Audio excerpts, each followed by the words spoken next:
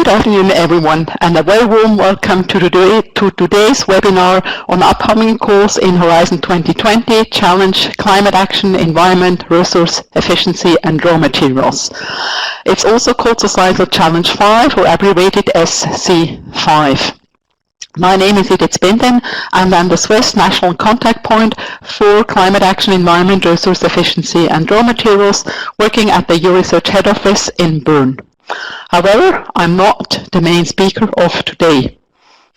It will be a pleasure to welcome in a minute Alison Imre from the European Commission to present us the 2017 work programme on climate action, environment, resource efficiency and raw materials.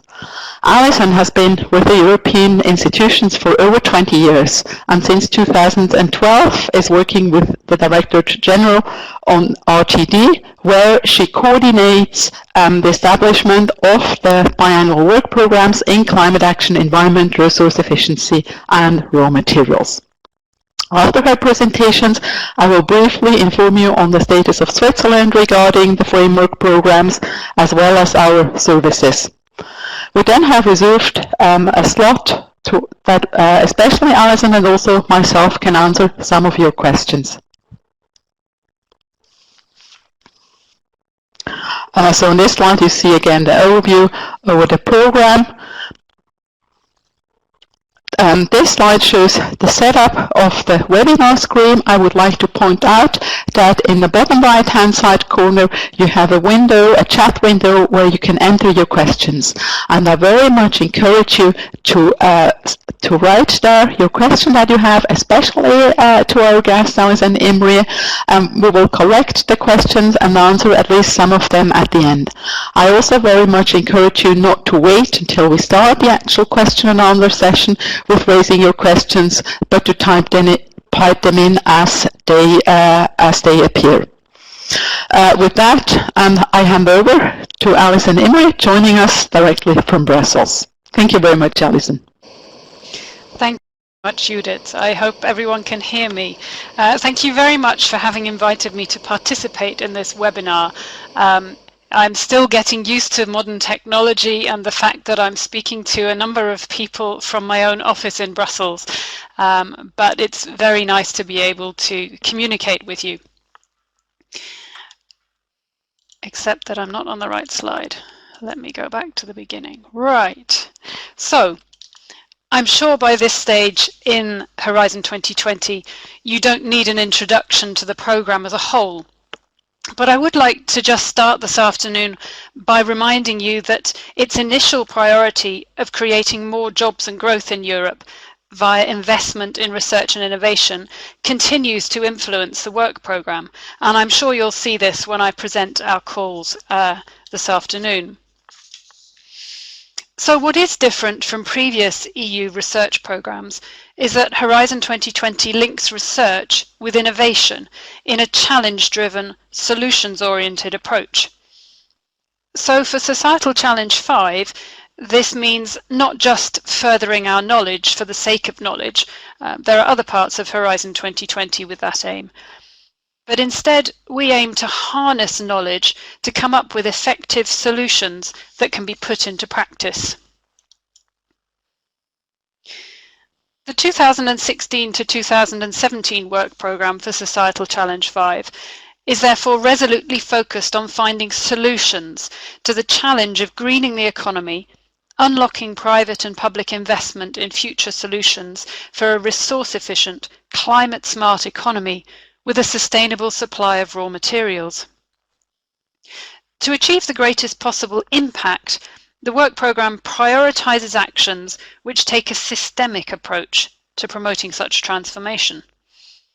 So, what do we understand by systemic innovation? Well, we mean responding to a societal challenge by attaining a system-wide transformation, so affecting the system's economic, social and environmental dimensions, as well as their interconnections.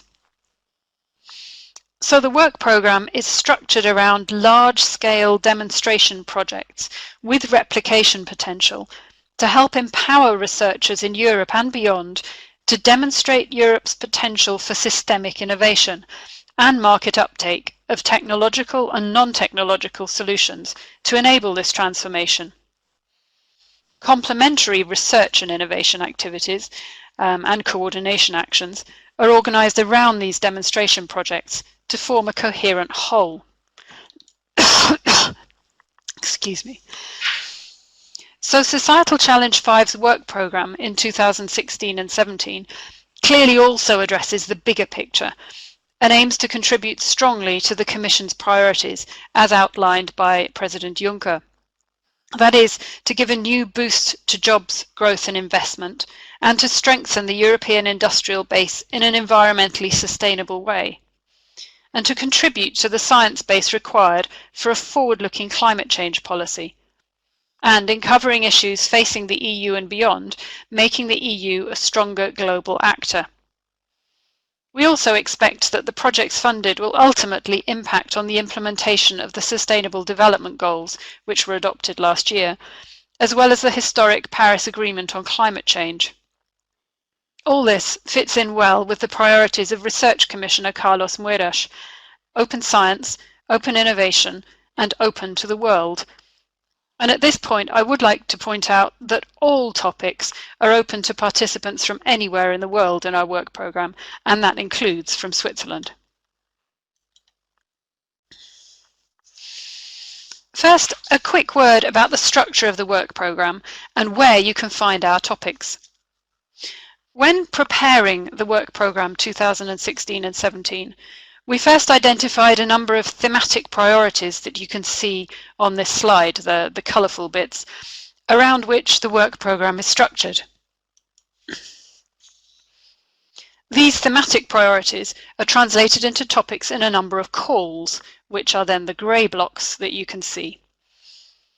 In the part of the work programme called Cross-Cutting Activities Focus Areas, we team up with other parts of the programme to increase the leverage of our investments. So there you can find the calls Industry 2020 in a Circular Economy and Smart and Sustainable Cities, both of which have a substantial number of topics on Societal Challenge 5 priorities. Topics on the Arctic dimension of climate change can be found in the Blue Growth call, and there's a topic on Earth observation in Africa in the Sustainable Food Security call. All other Societal Challenge 5 topics are found in the main call for proposals called Greening the Economy. And then in the SME Instrument call, there's also a dedicated Societal Challenge 5 topic, covering the whole breadth of the challenge, although that's not actually included on this slide. But I would really urge you to use the participant portal as your main point of call for all information relating to the work programme, and there's quite a helpful topic search function there where you can put in a keyword and find all the relevant topics wherever they are in the work programme. For those of you who like to see how the overall budget is balanced across the different calls, here you have the details which you can look at later for further reference. Before I present the actual work programme topics, I'd like to go into some more detail here about the large-scale demonstration projects that I mentioned. We intend these to be living labs, demonstrating a systemic approach to innovation in developing and then demonstrating solutions to the challenges we're focusing on. This includes whole value chains, goes across sectors, and requires a truly transdisciplinary perspective that integrates all forms of innovation: new business models, financing, skills and education, governance, regulation, and social innovation. In practice, this means co-creation of knowledge and co-delivery of outcomes. I mean, working together with economic, industrial, and research actors, public authorities, and/or civil society involved in defining and then developing solutions. This is a transformative agenda, but requires major changes in attitudes and behaviour patterns. And it goes without saying that the contribution of social sciences and humanities will be essential for making successful solutions possible. So I'd now like to move on to the actual topics of the 2017 work programme, which are opening gradually this autumn. Due to time constraints, I will only be able to give you a taster without going into detail on every topic. And I'd like to start with the topics on the circular economy. If we think back to the work programme of 2014 and 2015, the approach there to eco-innovation was still in very specific contexts, the waste and the water sectors. And now in the 2016 and 17 work programme, we move towards a more systemic, cross-sectoral approach to innovation that triggers the transition from linear economic models to circular economic ones by reorganising production and consumption to maintain and enhance the value of products, components, materials and resources throughout the whole value chain and product life, kind of decoupling the creation of wealth and jobs from resource consumption. A new cross-cutting focus area called Industry 2020 in the Circular Economy gathers together actions from the industrial technologies and the societal challenges parts of Horizon 2020. The Societal Challenge 5 topics can be found in the Circular Economy section of the call, where we have two big multi-annual innovation action topics for large-scale demonstrators. So please already bear in mind what I said before about these demonstrators. The first topic focuses in 2017 on systemic services for the circular economy. Actions should demonstrate the economic and environmental feasibility of circular economy business models that underpin new services based on performance or functionality rather than ownership, and or on mass customization, including through supporting demand-side measures. As I mentioned a few minutes ago, this is the first example of where we feel that a systemic approach to eco-innovation is essential for a successful proposal addressing the challenge. The second innovation action topic in this section, water in the context of the circular economy, focuses in 2017 on the next generation of water systems and services.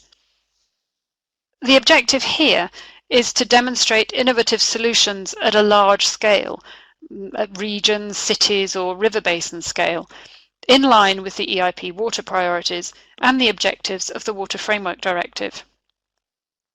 Actions should develop the water services of the future, going beyond water supply sustainability to address the different water value chains and to build on the experience already gained in integrating the various aspects of water management. For both of these topics, possible regulatory barriers should also be addressed as appropriate. In particular, innovation deals may be proposed. By innovation deal, we mean voluntary agreements with external stakeholders such as regional or local authorities to identify and then overcome regulatory barriers to innovative solutions for the circular economy. There's more information on innovation deals in the introductory text of this call and on a dedicated web page, on our Research and Innovation website. The next priority theme I'd like to cover is nature-based solutions. And first of all, what are nature-based solutions? We understand these to be multi-purpose, multifunctional, and multi-beneficial solutions that are inspired and supported by nature. So they simultaneously provide environmental, social, cultural, and economic benefits.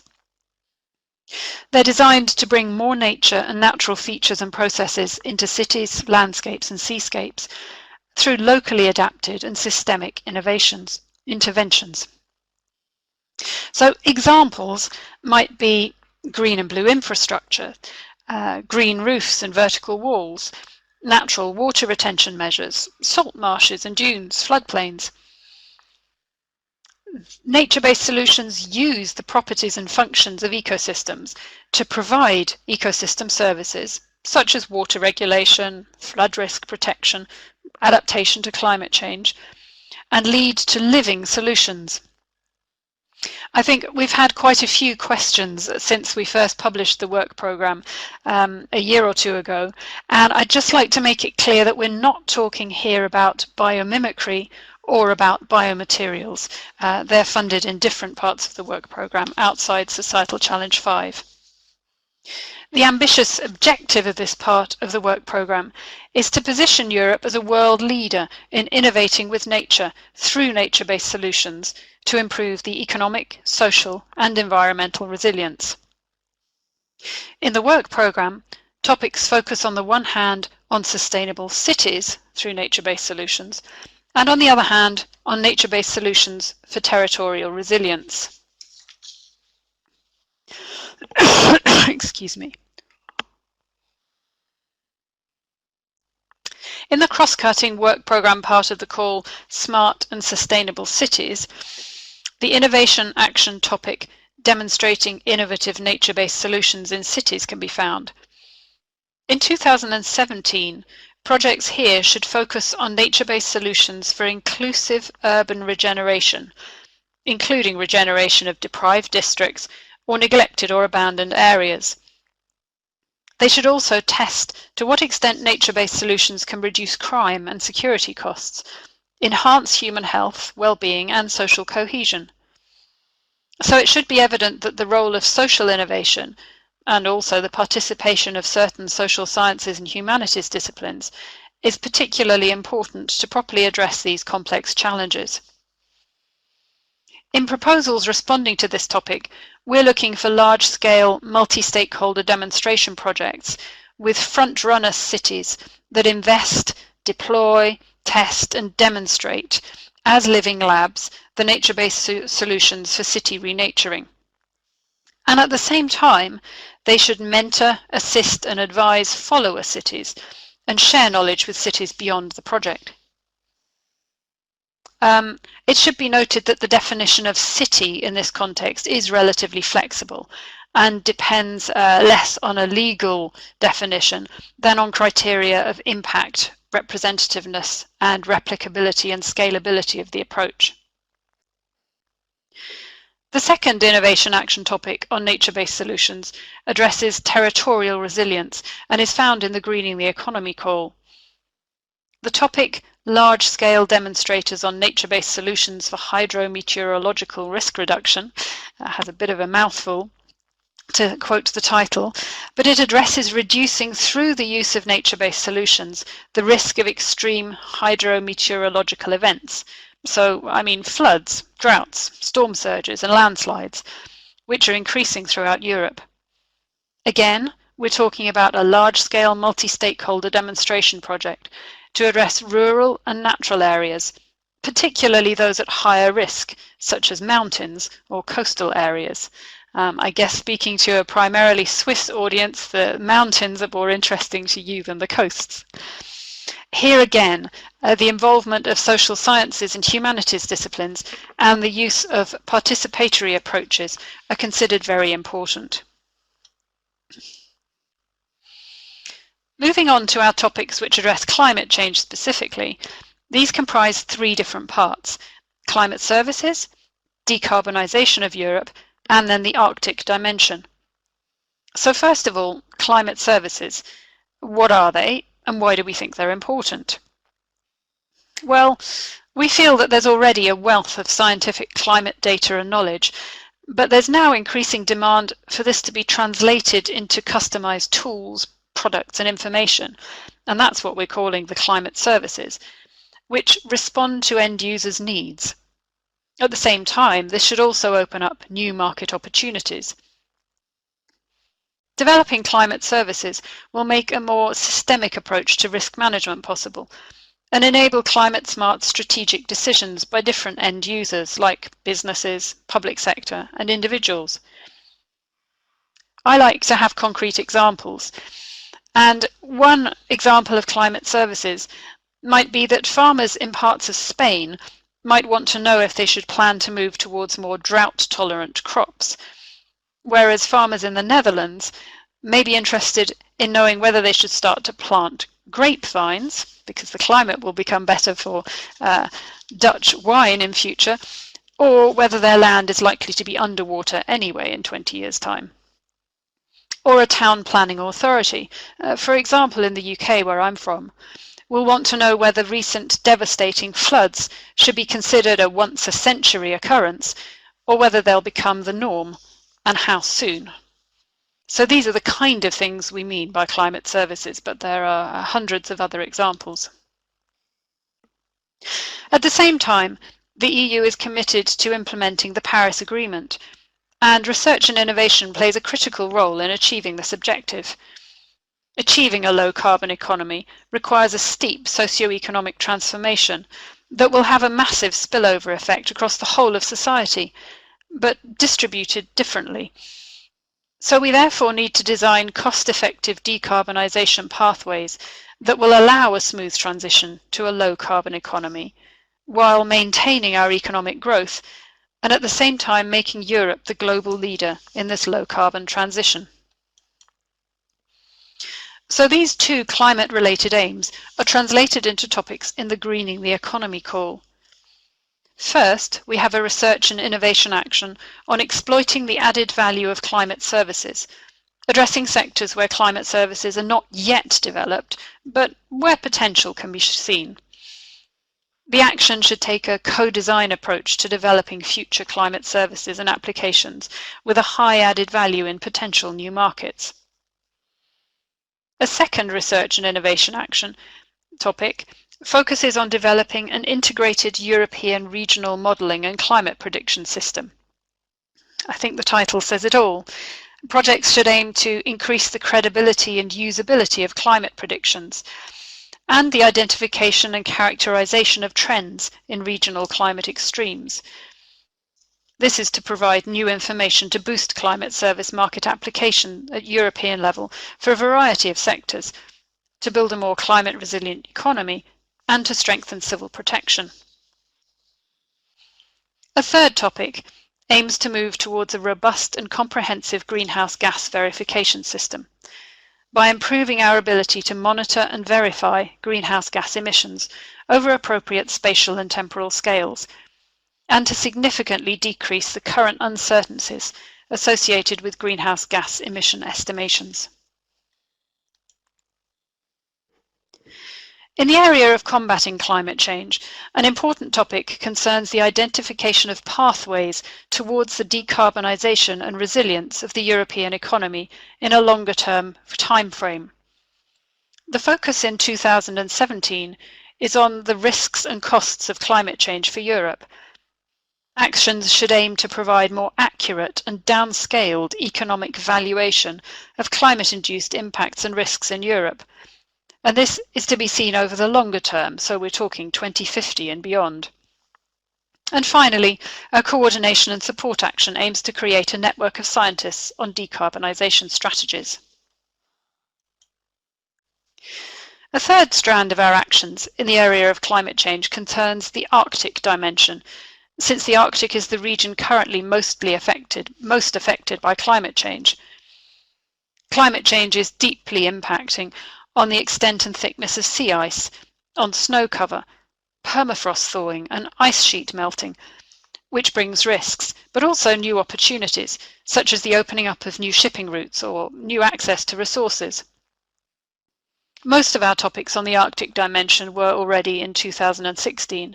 However, there is one further research and innovation topic in 2017 in the Blue Growth Call. So that's found in Societal Challenge 2, part of the work programme. And it's on the effect of climate change on Arctic permafrost and its socio-economic impact, with a focus on coastal areas. So projects should indeed do that, assess the impact of permafrost thawing on the Arctic natural and human coastal systems, and its effect on the availability and accessibility of resources, the stability of infrastructure, and the growth potential of new economic activities, as well as its impact on pollution and human health. I'm sure you can tell by the description that a transdisciplinary approach will be necessary to address this challenge, in cooperation with stakeholders, including indigenous populations, local communities, and economic actors. Here we feel that proposals would benefit from the inclusion of partners from the United States and from Canada, and international cooperation with partners from other Arctic and non-Arctic third countries is also strongly encouraged.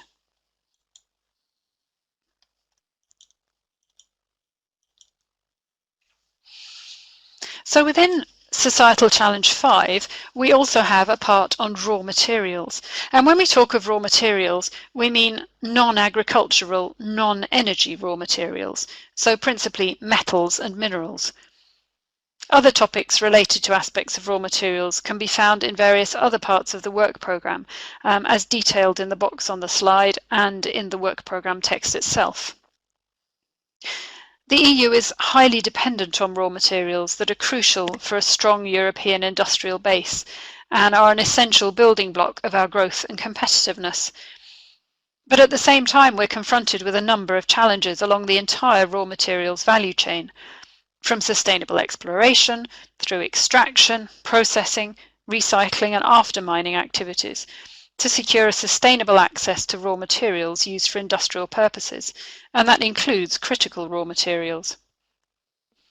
So the actions in the raw materials part of Societal Challenge 5 are expected to contribute to the implementation of both the raw materials policy and the strategic implementation plan of the EIP on raw materials. And these actions are complementary to with the new knowledge and innovation community on raw materials.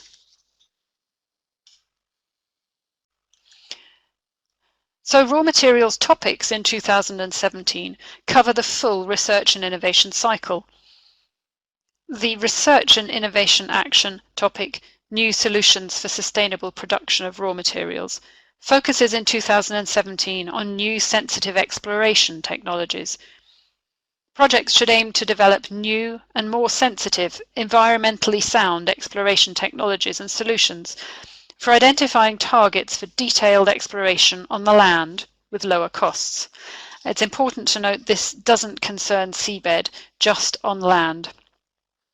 Examples might be remote sensing technologies or innovative multi-method approaches to reprocess existing or new geophysical data.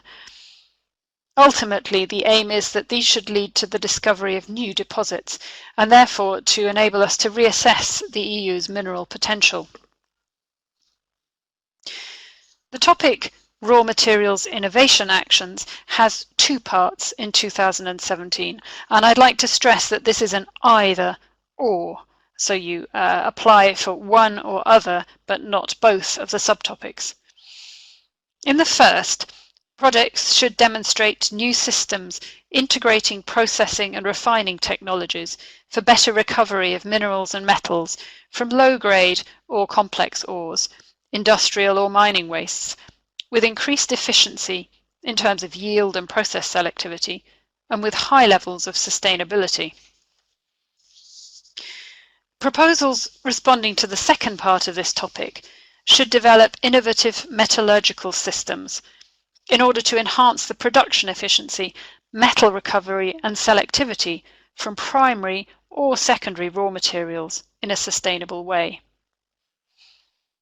These actions are accompanied by 6 coordination and support actions topics, which are listed on the slide here, which I won't go through in detail now due to time constraints, but I do encourage you to consult the work programme text if this is an area of interest to you. Turning to our activities in the area of Earth observation, I'd like to highlight the fact that activities addressing Earth observation in 2016 and 17 are funded not only by Societal Challenge 5, but also by the space and the research infrastructures parts of Horizon 2020. We've worked together to make sure that they form a coherent overall approach. And in the work programme text, there is cross-referencing so that you can see exactly where all the different topics can be found. The Earth observation activities under Societal Challenge 5 focus in particular on GEOS, the development of comprehensive and sustained global environmental observation and information systems, with the overall objective of maximising the benefits of the Earth observation infrastructure for European citizens by developing innovative services that support more sustainable production and consumption patterns and more resilient societies. So in the 2017 calls, we have 3 Earth observation topics. The first, Innovation Action, aims to develop new in situ Earth observation systems, taking advantage of new technology and the latest developments in sensor science, so that measurements can be performed using low energy sensors and communication systems, requiring less maintenance. So actions should focus on the transfer and adaptation of new technologies into operational systems, enabling a real breakthrough in the efficiency of deploying and maintaining new in situ observing systems in a cost-effective way. We also have a topic for a coordination and support action for coordinating citizens' observatories initiatives, and that includes citizens' observatories using mobile devices such as smartphones or tablets. And then, hidden away slightly in the Sustainable Food Security call, which is in the Societal Challenge 2 part of the work programme, we have one topic funded by us on Earth observation services for the monitoring of agricultural production in Africa. And this is a research and innovation action. Excuse me. This action should lead to substantially increasing the use of Earth observation capabilities and supporting application systems to produce crop and livestock production projections, which are timely, objective, reliable, and transparent at the national and regional level for the African continent. So this is a very ambitious topic. And activities should cover a number of specific domains that are listed in the topic text. So this is one where you really need to look carefully at the topic text to see what's covered. In particular, we feel that participatory approaches will be necessary here, integrating data from multiple sources and, where possible, including the participation of partners from a range of African countries. This is just for your further reference afterwards. I believe you'll have access to the slides, and if you want to see where else Earth observation topics are in the work programme, there's a list for you here. But now I'd like to move on briefly to cultural heritage, which is in fact one of the specific objectives of Societal Challenge 5, even if not reflected in the title.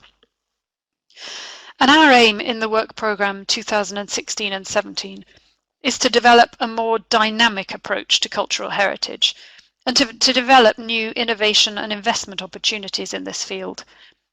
This means moving beyond the traditional approach of simple conservation and restoration of cultural heritage assets to instead exploring and promoting cultural heritage as a catalyst for regeneration, for sustainable development, for economic growth and quality of life.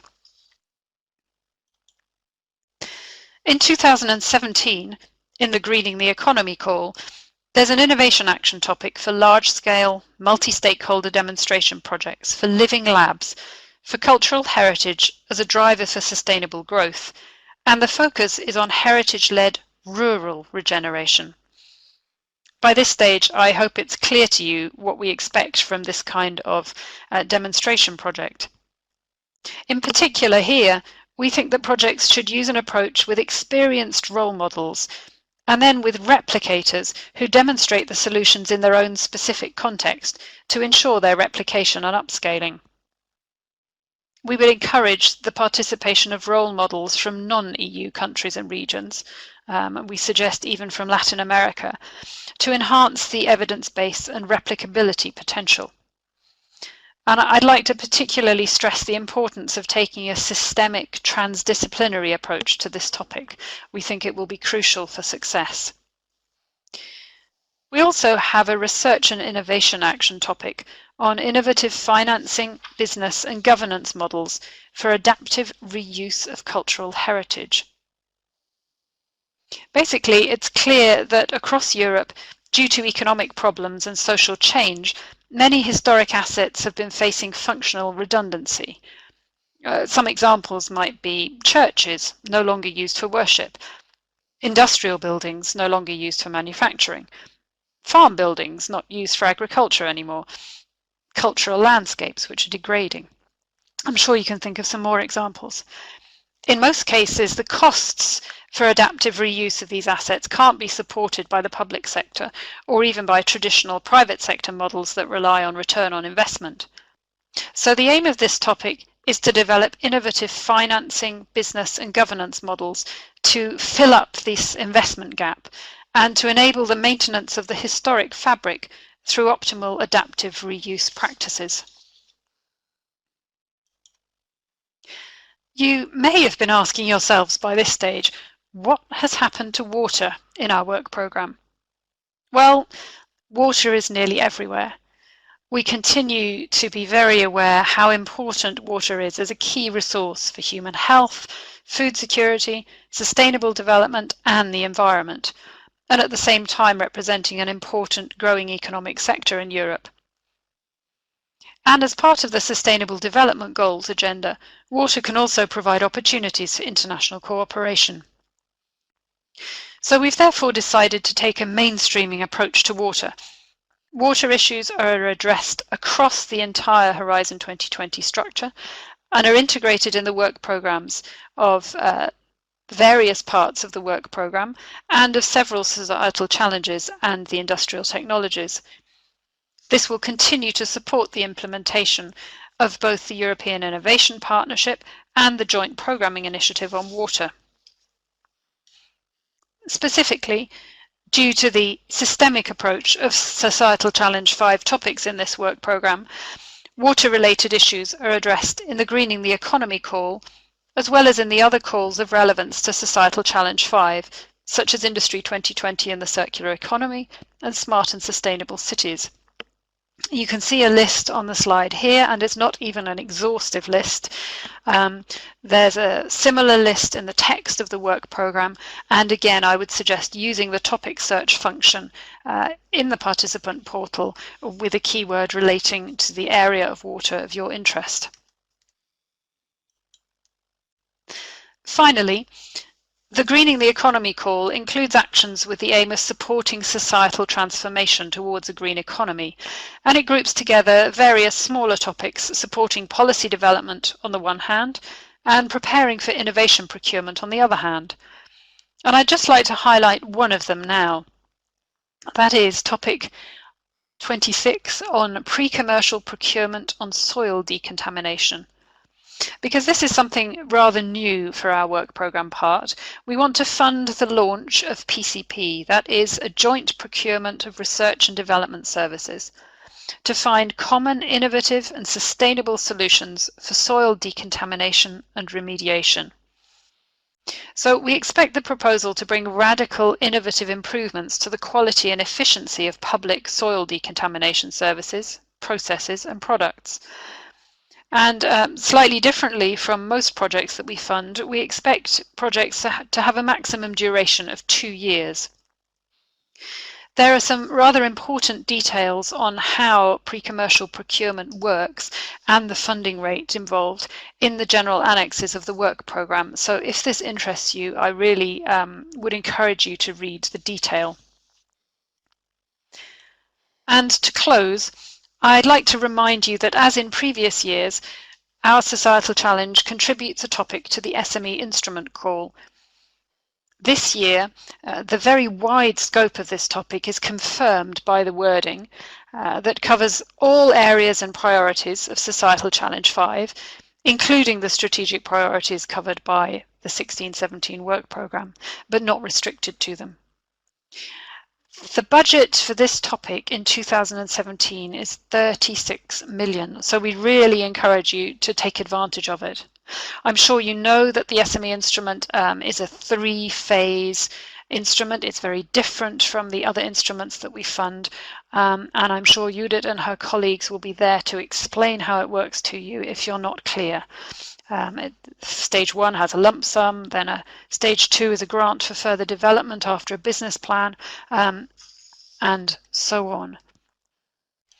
So I would like to close there. Thank you very much for those of you who've been listening on for the whole of my presentation. There are some hints on my final slide here as to where you can find further information, but I would really encourage you to take advantage of your national contact point and UDIT.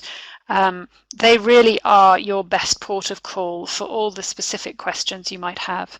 And I'd like to wish you all the best for your future proposals, particularly for these 2017 calls. Thank you very much. Thank you so much, Alison, for all this extremely valuable information and explanation that you gave us, and also for pointing out that I'm there for the Swiss community to inform them further on specific issues and advise them during the course of proposal preparation. Now, I will continue with a much less exciting topic than all those opportunities for research and innovation funding, and briefly give you an update on the status of Switzerland in Horizon 2020. Now, this graph gives an overview over the status. Basically, the government aimed at a full association during the entire duration of Horizon 2020, as we were fully associated during the entire last framework program FP7. However, due to the acceptance of a popular vote on mass immigration in early 2014, this wasn't possible.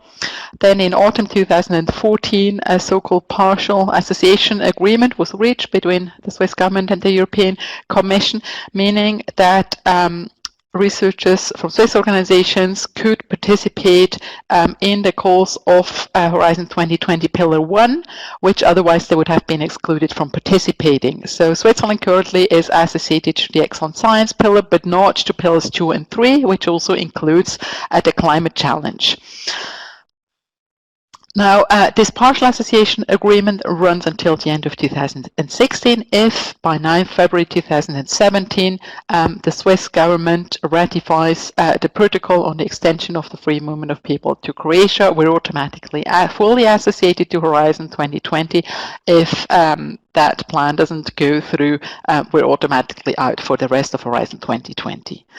Now, at least those who are located in Switzerland probably have followed from the media that there has been good progress in this matter, but it's still uncertain whether the goal will be reached and we can get fully associated. Now, what has that situation meant for those aiming to participate in course of the societal challenges, for example, the climate challenge? It has meant that they can participate in the absolute majority of the topics in the research and innovation actions and in the innovation actions as all the other partners, if the minimum criteria of 3 partners from 3 different EU member states and associated countries is given. So the Swiss partner comes on top of that minimal criteria. Even coordination by Swiss organization is well possible. The only real difference is that Swiss partners get their funding not from Brussels, but from Bern through a system of national funding, which is well established by our state secretariat. Now, what will change in 2017 if Switzerland doesn't manage to become associated to Horizon 2020? Nothing much will really change because the system of national payments will be extended.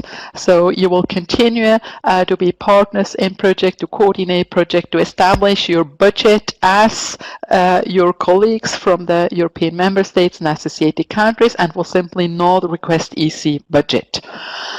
If, on the other hand, Switzerland becomes associated, Swiss partners have really the same rights and obligations in Horizon 2020 as any partner in a EU member state. That means also that you request your budget directly from Brussels. Now, the calls that Alison has presented, the absolute majority of them will have a deadline in early March 2017. So by that time, it is very clear whether Switzerland is associated or not, whether you should request your budget from the EC or not.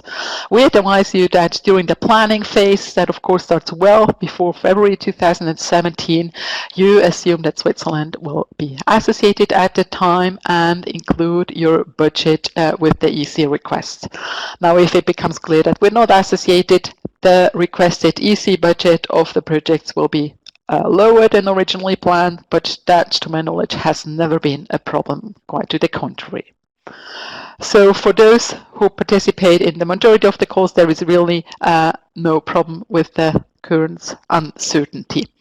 I would also like to point out that this applies to the absolute majority of the calls. Alison just mentioned the SME instrument towards the end of the presentation. That is one of the exceptions because there is only one. Traditionally, there is only one partner who applies for that instrument, and so organizations, or more specifically SMEs from Switzerland at the moment, and if we can't get associated, are not eligible to participate to these calls. Now, leading over to our services, I would like to encourage all those who listen to us or who will listen to us after to the recording to contact Euresearch in case any questions or uncertainties, concerns remain regarding the status of Switzerland in Horizon 2020. We're very happy to discuss this bilaterally with, of course, all the researchers in Switzerland, but also all the potential partners abroad who think of involving a Swiss organization in their consortium. I'd like to briefly now introduce, especially to the those participating from Swiss organization, the other services that Euresearch offers. We are mandated by the Swiss State Secretariat for Education, Research and Innovation to inform and advise the research and innovation community in Switzerland on all the opportunities of the EU framework program and beyond on EU research and innovation programs. Euresearch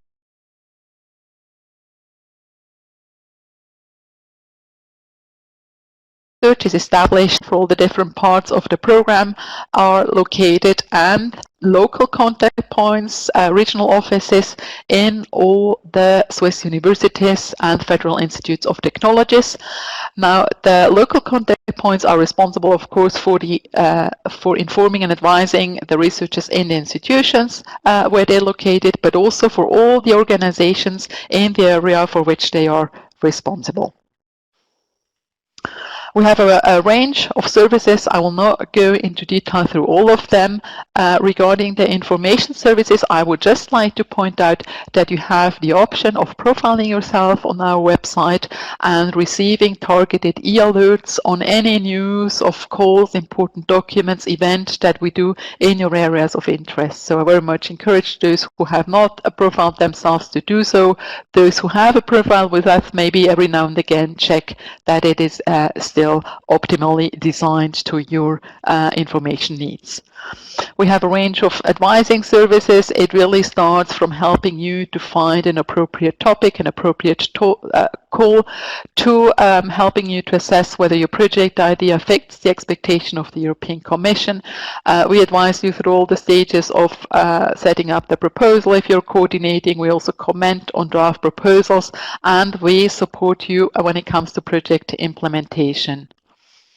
We also try to help you finding project partners, finding consortia to join. And in that respect, I would like to particularly also mention the so-called NCP Scare project, where Switzerland is also participating. This is a network of national contact points for Societal Challenge 5, supported by the European Commission. We have a range of services that we offer to applicants, and also do a lot of internal capacity building work. And most importantly, I think for you, we run a partner search platform, which I very much encourage you to check out, and also profile yourself there if you consider taking part in one of the upcoming calls. Now, I'd like to summarize my presentation with three main messages. The first one is that Switzerland aims to become fully associated to Horizon 2020 from 2017 onwards. In case that won't be possible, Swiss partners will still be able to participate in the collaborative projects and be reimbursed by national payments managed by the State Secretariat for Education, Research and Innovation. And finally, Euresearch is there for you really for all kind of information and advice needs you have related to Horizon 2020. So please do not hesitate to contact us. All our services are free of charge, and we treat all information that we receive, including the documents and oral information, strictly confidentially within our network. Here are the contact details of myself as national contact point, and a link to the contact details of the regional offices. In case you're listening from abroad and you're not sure about the Eurosocial Challenge 5 NCP, I also included the link to the participant portal where you can track down the NCP in your country. Now, I see that up to now, nobody has raised a question in our chat, so I very much encourage you to do so right now. This is really your opportunity to get your question answered by the expert from Brussels. We'll just wait a few seconds if I see anyone typing. If not, I hope that is a sign or interpreted as a sign of Alison's presentation being extremely rich and containing so much information that our listeners probably have to digest first and then approach their NCPs and kinds of questions. There is one question that just came in. It was a question to Alison on suggestions for further reading if one is interested in the raw materials course. Alison, please. Yes, thank you very much for the question. I think I would start with going on the European Commission's website and under the part on industry, or to be honest, just use a search engine like Google, and European raw materials policy. I would read the policy paper first because then you can see the overall strategy. I would then read up about the European Innovation Partnership, EIP, on raw materials, and there they have their strategic implementation plan, which sets out very clearly what they are trying to do over a number of years. And some of those actions are then funded or contributed to in projects under Horizon 2020. So there's a very close relationship. So I think if you're interested in reading up a little bit more about raw materials and what direction to go in, and possibly even get an idea of what direction we will be going in the coming 3 years, I would suggest definitely reading the European Commission's paper on our raw materials policy, and then certainly reading some of the more in-depth studies and information available on the EIP raw materials website. I hope that's helpful for you. Thank you. Another participant is in the process of typing a question, so bear with us a few more seconds so that we can also take that question.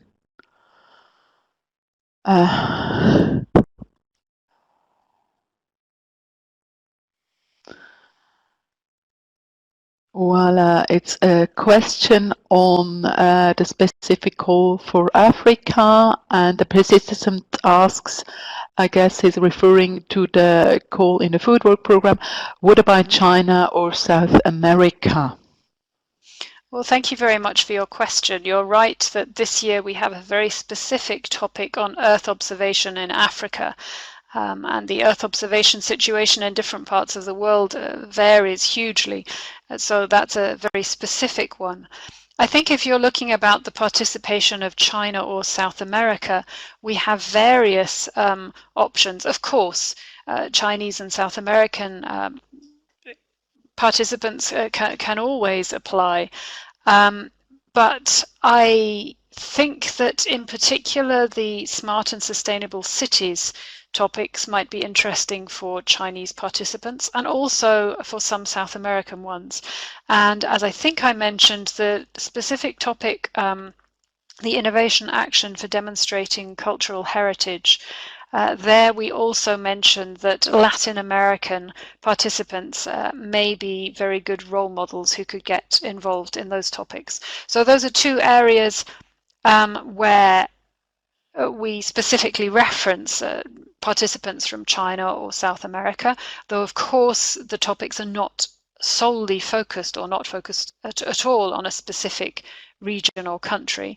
But I would say that any of our topics could be of interest to either of those countries or regions, thinking about climate change, thinking about making our cities more sustainable, making our production more circular. I think there are a lot of opportunities, but we don't have specific targeted topics for those countries or areas this year. Thank you. Another question came in the meantime, whether there were specific calls on air pollution, specific topics on air pollution. Yes, thank you very much for your question. The short answer is no, not this year. In a previous work program, I'm just looking, I think it was 2015, we had a very specific topic on air pollution, and we feel it's important for us to wait and see how the projects selected for funding after that call developed, how they progress before we launch another topic on air pollution.